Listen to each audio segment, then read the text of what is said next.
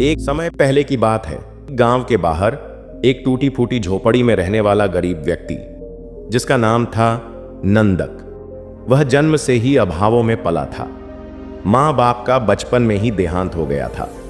मेहनत करता रहा, लेकिन किस्मत ने उसे कभी चैन की रोटी नहीं दी। दिन ब दिन उसका जीवन और कठिन होता चला गया। गांव के लोग उसे तिरस्कार की निगाह से देखते। जब भी वह काम मांगने जाता, लोग कहते, तू क्या काम करेगा, तुझसे तो अपना बोझ भी नहीं उठता। धीरे धीरे उसके मन में निराशा गहराने लगी। पेट भूखा, मन घायल और आत्मा थकी हुई थी।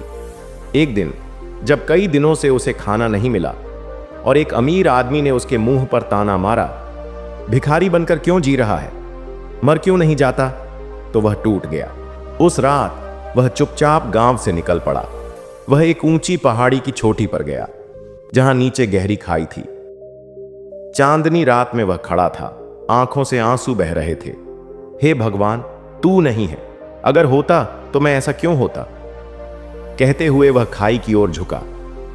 तभी पीछे से किसी ने शांत स्वर में कहा, मरने से पहले एक बार जीकर तो देखो। नंदक ने मुड़कर देखा।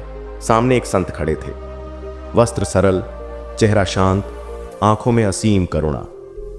वे कोई और नहीं, स्वयं गौतम बुद्ध थे। नंदक थरथराने लगा। उसकी आंखों से झरझर आंसू बहने लगे।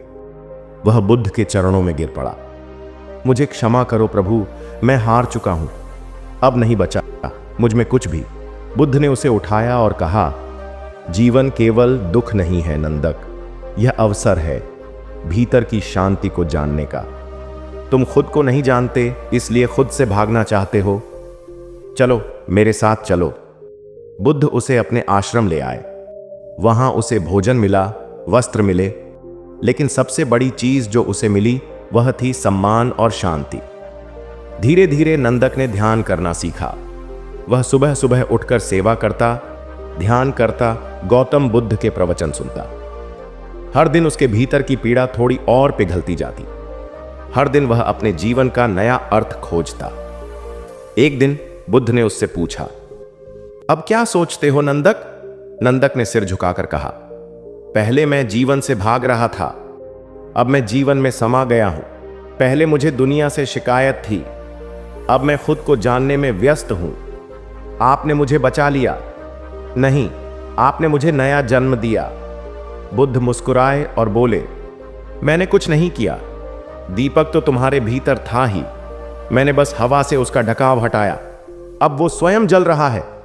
वर्षों बाद नंदक उसी गांव में लौटे जहां से वह मरने निकला था, लेकिन अब वह कोई गरीब या बेबस व्यक्ति नहीं था। वह अब एक प्रेरक भिक्षु था। वह गांव के बच्चों को ध्यान सिखाता, लोगों को करुणा और शांति का मार्ग दिखाता। लोग जो कभी उसका अपमान करते थे, अब उसे गुरु मानते थे।